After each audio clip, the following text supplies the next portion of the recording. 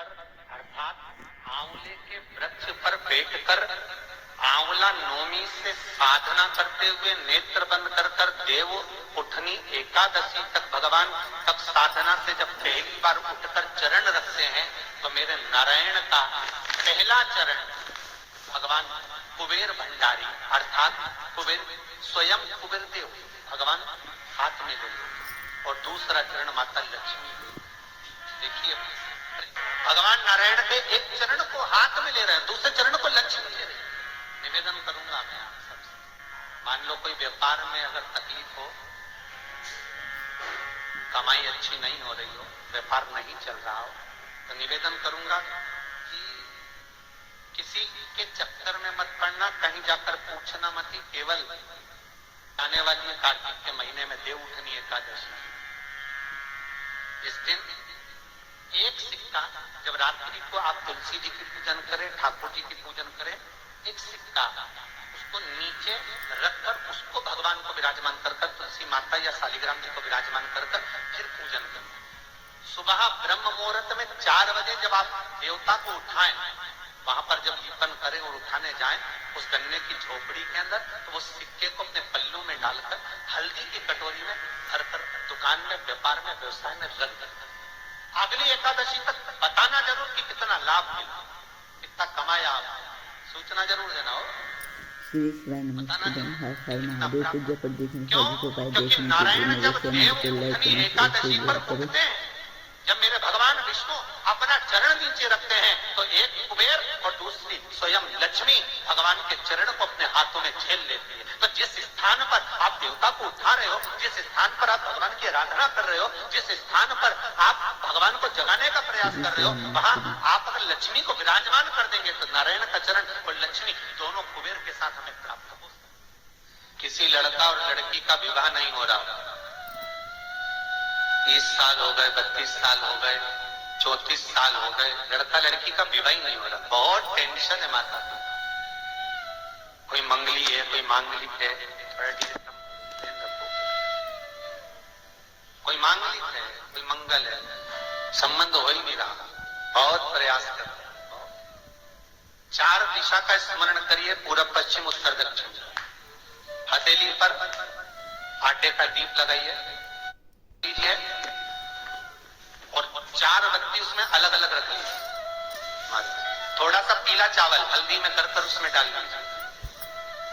जो लड़का और लड़की का विवाह करना उसी के हाथ में देना है।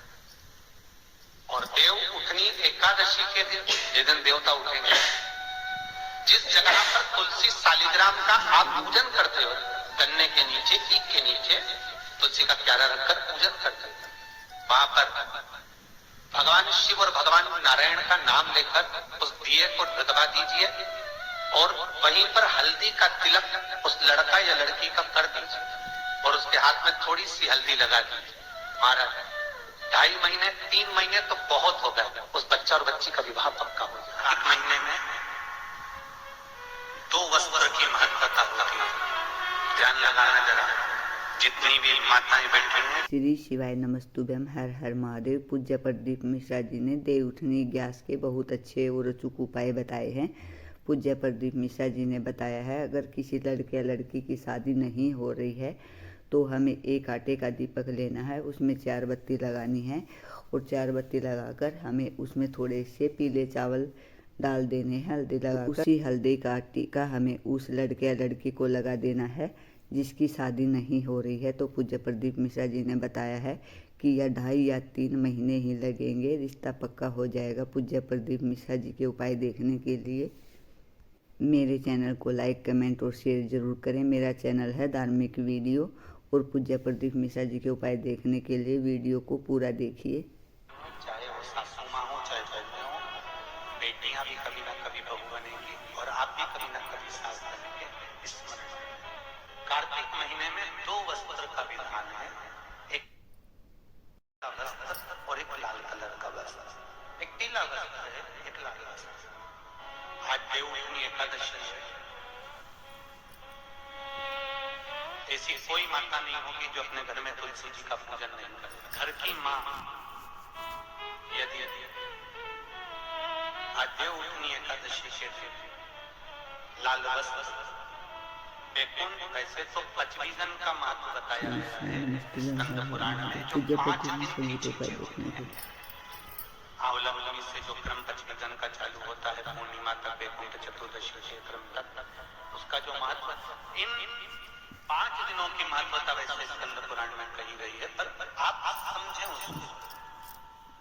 लाल वस्त्र अगर कार्तिक महीने में तुलसा महारानी पर ओढ़ाया जाता है और वही वस्त्र बाद में रख लिया जाता है संभाल कर, तो उस घर में किसी कर्म गति के कारण भी अगर अपशब्द निकल रहे होते हैं तो वो अपशब्द वो वस्त्र रोक लेगा।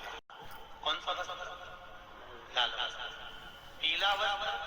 इन 5 दिन में अगर तुलसा महारानी को चढ़ाया जाता है और उसको रखा जाता है, तो जिस नारी के गर्भ से संतान नहीं भी हो रही होती है, उसके कक्ष में अगर वो वस्त्र कुछ दिन तक रखा रहता है तो ये निश्चित आती है कि गर्भ ठहरता जरूर है। ये पीले वस्त्र की और लाल वस्त्र की महत्वता कार्तिक महीने में।